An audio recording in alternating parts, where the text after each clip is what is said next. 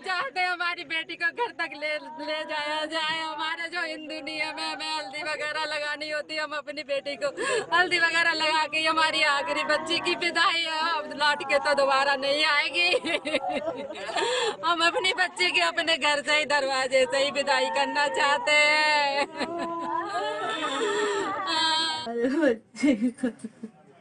बच्ची का पैर तोड़ दिए, कमर तोड़ दिए। हमारी बच्ची एकदम अपंग हो गई थी। हमारी बच्ची को रिक्शा वाला लाया, लाद के बिठा के मेरे घर पे भेज दिए। हाँ, हमारे बच्ची की रिक्शा बैठा के हमारे घर पे भेज दिए। हमारे बच्ची के न बोलने भर का ताकत था, न उठने भर का ताकत था। मुँह से आवाज ही कुछ भी नहीं निकले कि मम्मी क्या हुआ क्या नहीं। बहुत पूछे, कुछ भी नहीं बोली। फिर 10 मिनट के बाद उसके पेट में जलन होने लगा।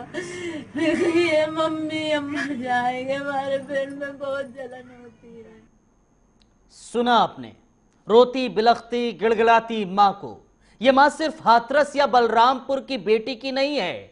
ये जो रो रही है, ये जो गिड़गिड़ा रही है, ये जो सिसकियां भर रही है, ये मां हमारी, आपकी और देश की मां है। क्योंकि आज हाथरस बलरामपुर में बेटी के साथ हैवानियत की इंतहा पार की गई है, लेकिन कल क्या हो किसी को भी नहीं पता है। मैं अब्दुल नबी हसन आज आपको असल भारत की कड़वी हकीकत को बयां करने जा रहा हूं।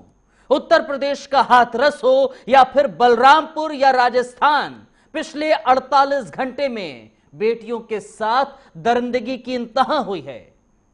पर एक खेमे में मुसलसल सन्नाटा पसरा हुआ है।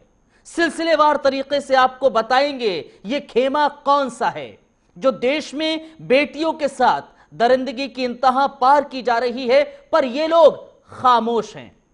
तस्वीरें दरअसल हुक्मरानों की हैं जो हम आपको दिखाने जा रहे हैं। ये तस्वीरें हुक्मरान के जमात के नुमाइंदों की हैं। तस्वीरें देश के उन महिला नुमाइंदों की हैं जो कभी हथनी के साथ हुए अत्याचार पर खूब सियासी तीर छोड़ रही थीं, लेकिन आज बेटी की शहादत पर चुप हैं, खामोश हैं। देखिए जरा सिलसिलेवार तरीके से, ये वो चेहरे हैं जो मौजूदा सरकार में बड़ा चेहरा हैं। खासतौर पर महिलाओं के हुकूक को लेकर ये आवाज बुलंद किया करते हैं, लेकिन आज जब देश में बेटियां बलात्कार का शिकार हो रही हैं, बेटियां दरिंदगी का शिकार हो रही हैं, बेटियां हैवानों के भेंट चढ़ रही हैं, तब ये चेहरे शांत हैं, चुप हैं और खामोश हैं। चेहरे पहचान लीजिए, बड़े बड़े नाम हैं। जब उत्तर प्रदेश में अखिलेश की सरकार थी तो इस तरह की बेटियों के साथ तब भी दरिंदगी की इंतहा पार की गई थी। उस वक्त ये चेहरे बड़ी मुखरता के साथ सरकार के चूल्हे हिलाने का दावा कर रहे थे। स्मृति ईरानी हो, रूपा गांगुली हो, निर्मला सीतारमण हो, हेमा मालिनी या फिर किरण खेर हो या फिर राजे घराने से ताल्लुक रखने वाली वसुंधरा राजे, आज सब खामोश हैं। खामोश हैं वो आवाज जिनको हमने महिलाओं के हक में आवाज बुलंद करते हुए देखा था। आज खामोश हैं वो सब जो कभी विपक्ष में रहकर आवाज को बुलंद किया करते थे, लेकिन आज सब के सब खामोश हैं।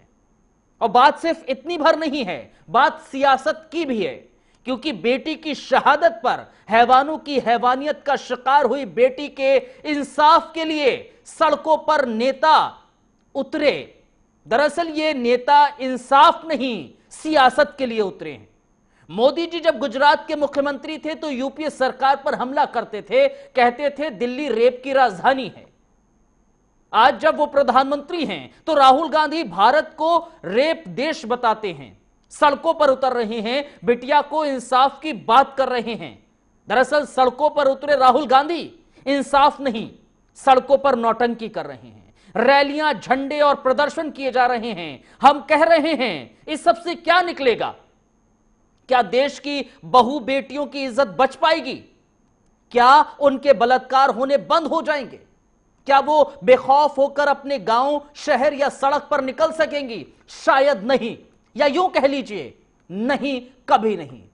इसलिए मैं कह रहा हूं कि जब तक हमारी बेटी, हमारी बहन, हमारी बच्ची इस देश में, इस संसार में, इस प्रदेश में खुद को महफूज ना समझ ले, तब तक कुछ नहीं हो सकता।